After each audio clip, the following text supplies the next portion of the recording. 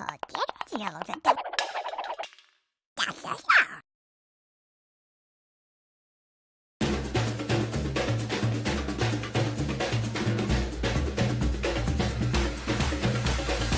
had absolutely no idea you'd have costumes for an animated film. Deborah Cook, our costume designer, came up with these incredible costumes for this imagined kind of Victorian era, blending all these different kind of European styles, Victorian, Edwardian. I love the research. I look at absolutely everything: fashion collections, photographers, art books. One of the paintings that we particularly used for inspiration for this film was Delacroix's Liberty Leading the People. The main focus in that painting is the red, so we use that as our colour palette for the Red Hat world, the darker sort of world. Ya sabía que la gente nos veía de esa manera. We looked at ballet russe from the 1930s. It was very theatrical, you were seeing it on a stage, so it lent itself very well to puppet sort of animation and a stylised world. ¡Hola, queridos! We do a lot of fabric shopping trips and investigative work on what we can use. We're creating our own fabrics. We also use laser cutting in some of the surfaces of the fabrics. You can etch with the laser cutter. To really give it a richness and a texture that we weren't able to do before. His pants here have some laser etched pattern in the surface. You can see it particularly in his hat here too.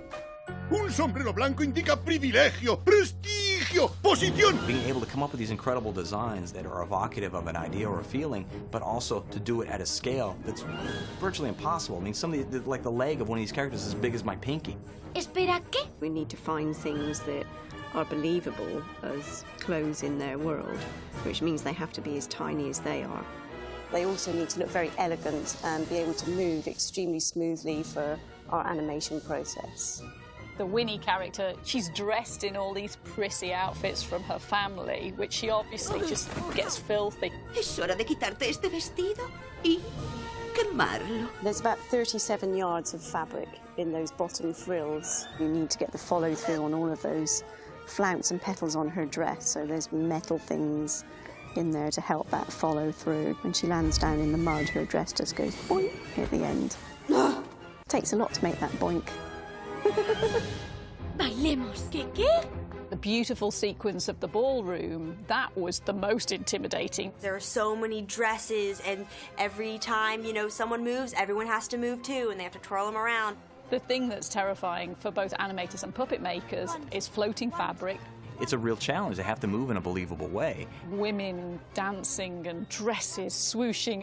Underneath, they've actually got hoops of metal with wiring in them. It looks so soft, but it's actually really bendy. It's not a fabric like you would think it's a fabric. They make it ripple like that. Muy bien, Ex. Estás bailando. Never seen costumes like this at that scale that hold up so beautifully on the big screen. A lot of it is down to Debs really pushing the art of costume making. Absolutely beautiful.